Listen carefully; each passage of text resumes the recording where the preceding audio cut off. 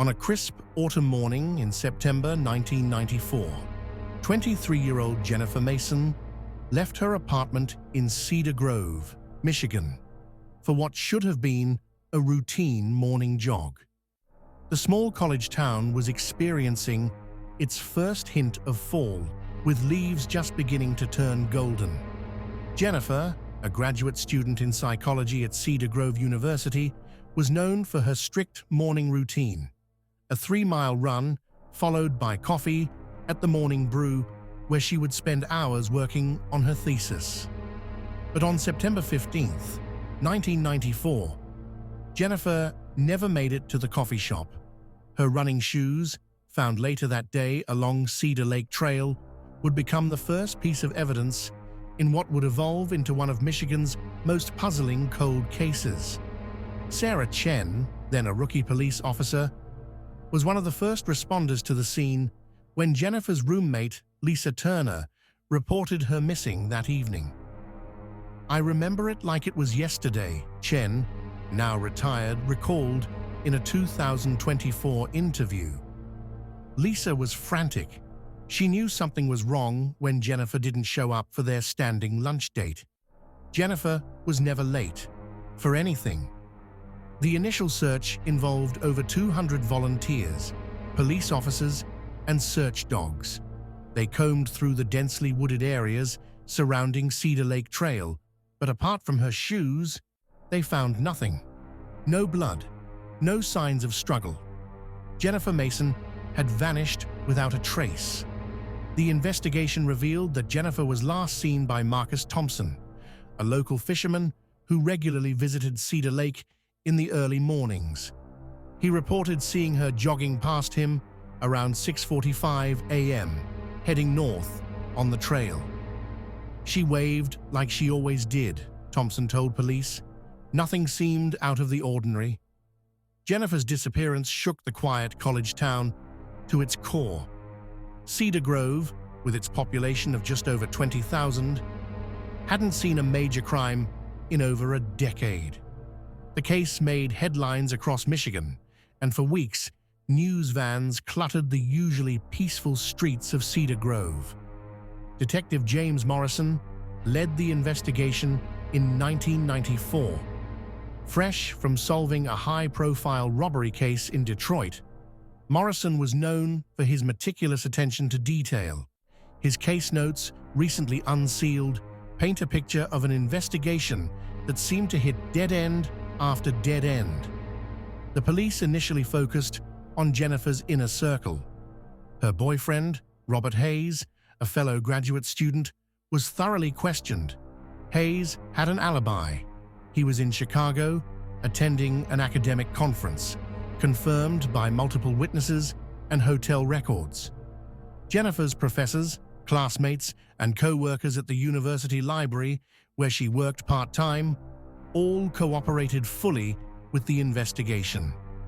One person of interest emerged early: David Cooper, a maintenance worker at Jennifer's apartment complex. Several residents had complained about Cooper's inappropriate behavior toward female tenants, including Jennifer. However, Cooper had a time card showing he was working at another property across town at the time of Jennifer's disappearance. The case grew cold despite Morrison's best efforts. By December 1994, the daily searches had dwindled to weekly ones. The media attention gradually faded. Jennifer's parents, Thomas and Mary Mason, appeared on national television pleading for information, but no significant leads emerged. Life in Cedar Grove slowly returned to normal, but Jennifer's disappearance left an indelible mark on the community. The university installed emergency phones along the trail. The local police department established a dedicated missing persons unit. Jennifer's story became a cautionary tale told to new students each year. Lisa Turner, Jennifer's roommate, never gave up hope. She maintained a website dedicated to the case and organized annual walks along Cedar Lake Trail to keep Jennifer's memory alive. "Someone knows something," she would say at these events, We just need that one person to come forward. Detective Morrison retired in 2004, but the case haunted him. In 30 years of police work, the Mason case was the one that kept me up at night, he admitted in his retirement interview. There were pieces that just didn't fit together. The case file gathered dust, but wasn't forgotten. Each new detective assigned to Cedar Grove's cold case unit would inevitably pull out Jennifer's file, hoping fresh eyes might spot something overlooked. In January 2024, almost 30 years after Jennifer's disappearance, Cedar Grove police received an unexpected call. A construction crew demolishing an old warehouse on the outskirts of town had made a disturbing discovery: human remains concealed within a concrete foundation. Detective Maya Rodriguez, who had inherited the Mason case in 2020, rushed to the scene. The warehouse, abandoned since 1998, had once belonged to Riverside Construction, a now defunct company that had operated in Cedar Grove during the 1990s. Initial forensic analysis confirmed what Rodriguez had suspected. The remains were Jennifer's. But it was what they found, with her, that would break the case wide open. A distinctive watch with a cracked face, frozen at 7:13 a.m. The warehouse discovery sparked a frenzied reinvestigation. Rodriguez and her team began digging into Riverside Construction's history. The company's records, though incomplete, revealed something interesting. David Cooper, the maintenance worker who had been briefly investigated in 1994, had also worked part-time for Riverside Construction. Cooper's time card from the day of Jennifer's disappearance, the alibi that had cleared him in 1994, suddenly came under scrutiny. Modern forensic analysis revealed the time card had been altered. Furthermore, the property where Cooper had claimed to be working was only a 10-minute drive from Cedar Lake Trail. Rodriguez's team tracked down former Riverside Construction employees. One of them, Frank Martinez, provided crucial information. Cooper had access to all the warehouses, Martinez revealed. He did odd jobs for the company, usually early mornings before his maintenance work. He knew the security codes, had keys to everything. When detectives located David Cooper in Florida, where he had been living under his mother's maiden name, the pieces began falling into place. Cooper's ex-wife, Linda, finally felt safe enough to come forward with information she had kept secret for decades. Linda revealed that on the morning of Jennifer's disappearance, Cooper had come home unusually late for breakfast, his clothes dirty with concrete dust. He had been agitated, insisting they needed to move away from Cedar Grove. Within a month, they had relocated to Ohio, the first of many moves. "I knew something was wrong," Linda told detectives, "but I was afraid. David had a violent temper. When I saw Jennifer's story on the news, I suspected, but I just couldn't face it. I've carried that guilt for 30 years. Faced with overwhelming evidence and the possibility of a death penalty charge, Cooper finally confessed in February 2024. His account filled in the horrible details of that September morning. Cooper had been watching Jennifer for weeks, learning her routine. That morning, he followed her on the trail in his work van. When she reached a secluded stretch, he pulled over, claiming he needed help with directions. Jennifer, known for her kindness, stopped to assist. The attack was swift. Cooper forced her into his van and drove to the Riverside warehouse, where he knew he would be alone. After killing Jennifer, he concealed her body in the foundation of a planned expansion, which was being poured that very day. The cracked watch, which Jennifer had struck against the van's door in her struggle, had fallen into the concrete with her. For 30 years, it marked her final moments, waiting to be discovered. On March 15, 2024, David Cooper pleaded guilty to first-degree murder. The judge sentenced him to life in prison without the possibility of parole. Jennifer's parents, now in their 70s, were present for the sentencing. "Today, we finally know what happened to our daughter," Thomas Mason said outside the courthouse. "It doesn't bring her back, but at least now we can properly say goodbye." Lisa Turner, Jennifer's roommate who had kept the case alive for so long, spoke at Cooper's sentencing. "For 30 years, I've walked past that warehouse, never knowing my friend was there. Jennifer deserved so much more from life. She deserved to finish her degree, to help others as a psychologist, to fulfill her dreams. Instead, her life was stolen by a coward who hid the truth for 3 decades." The solving of Jennifer Mason's case had far-reaching effects. Cold case units across the country began reviewing similar cases involving construction sites and concrete foundations. The technique used to analyze Cooper's forged time card led to breakthroughs in other cold cases. Cedar Grove University established the Jennifer Mason Memorial Scholarship for psychology students interested in trauma counseling. The Cedar Lake Trail, where Jennifer took her last run, was renamed Jennifer Mason Memorial Trail, with safety improvements and memorial markers installed along its length. Detective Rodriguez credited modern technology and old-fashioned detective work for solving the case. "Cold cases are never truly cold," she explained. "Sometimes they're just waiting for the right moment, the right piece of evidence, or the right person to finally speak up." Jennifer's case changed how missing persons investigations are conducted in Michigan. The state now requires construction sites to maintain detailed records of concrete pours and foundation work, with photographs and documentation of all workers present. Sarah Chen, the rookie officer who first responded to Jennifer's disappearance, came out of retirement to help train officers in cold case investigation techniques. "Jennifer's case teaches us to never give up," she said. "Time can be both an enemy and an ally in these cases. People's consciences catch up with them. Relationships change.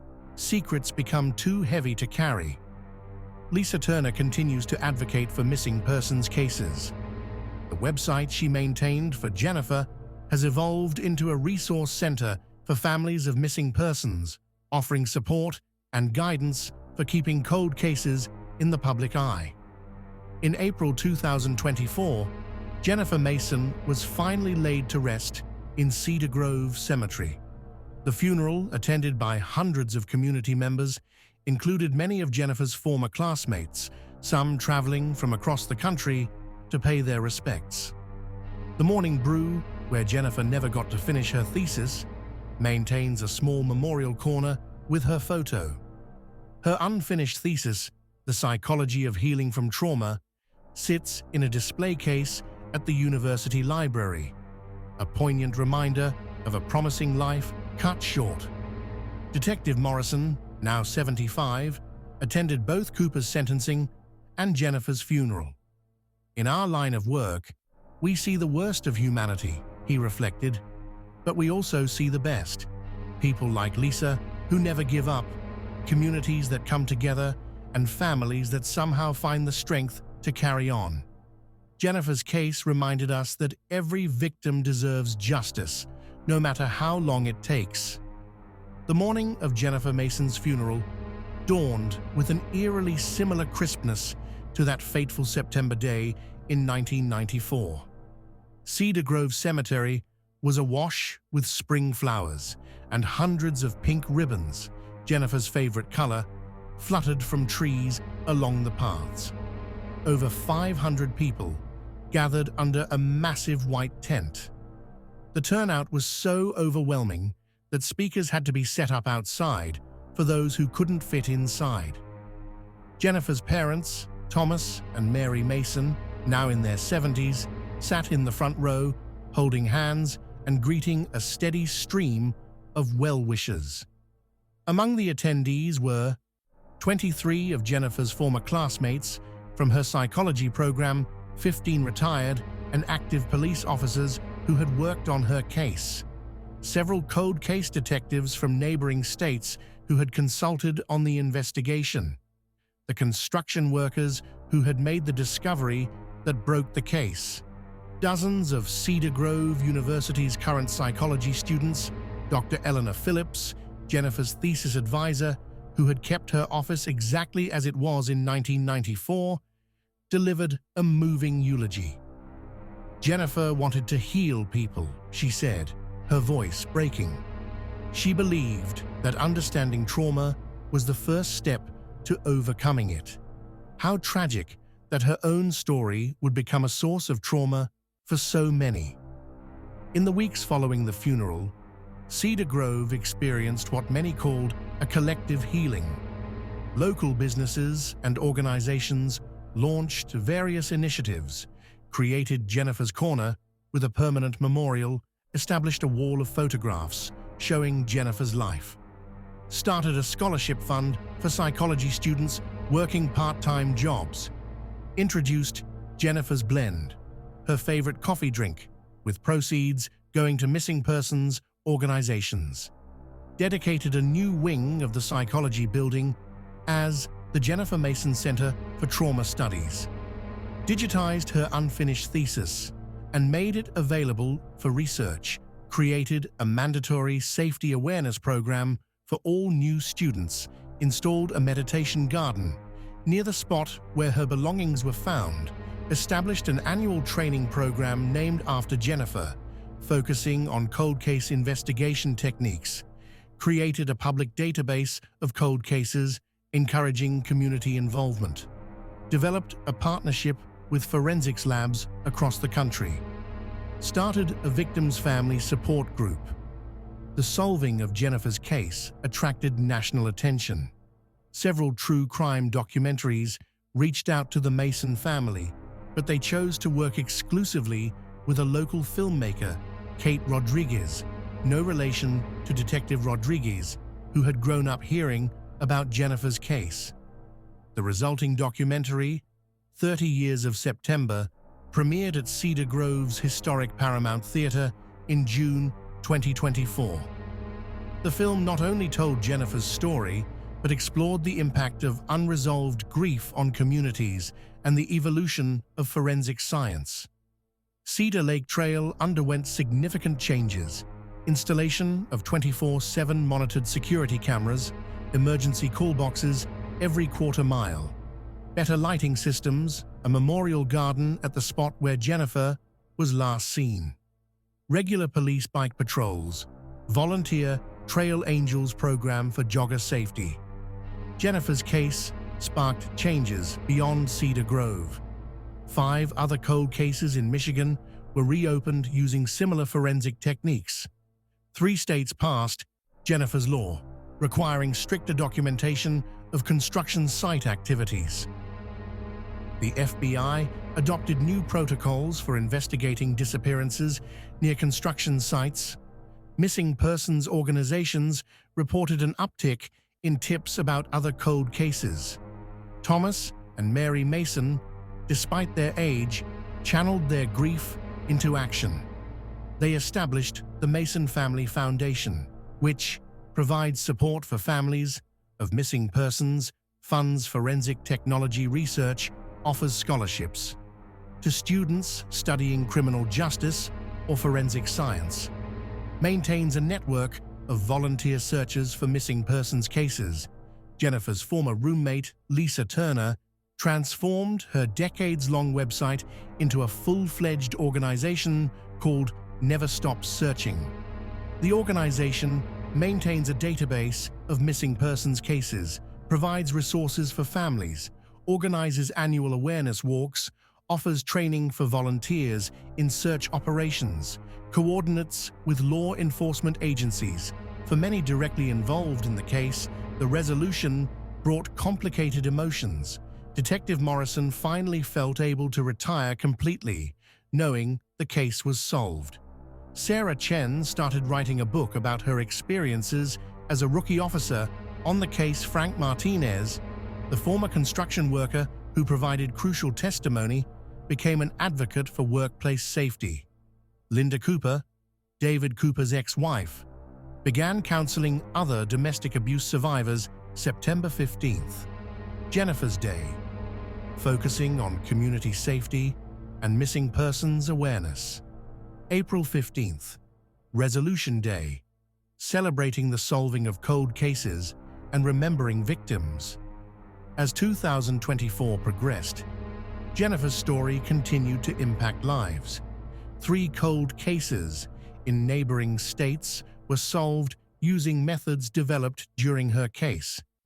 The psychology department's trauma research program became nationally recognized. Cedar Grove's missing persons response protocol became a model for small towns across America. The Mason Family Foundation expanded to include branches in 5 states.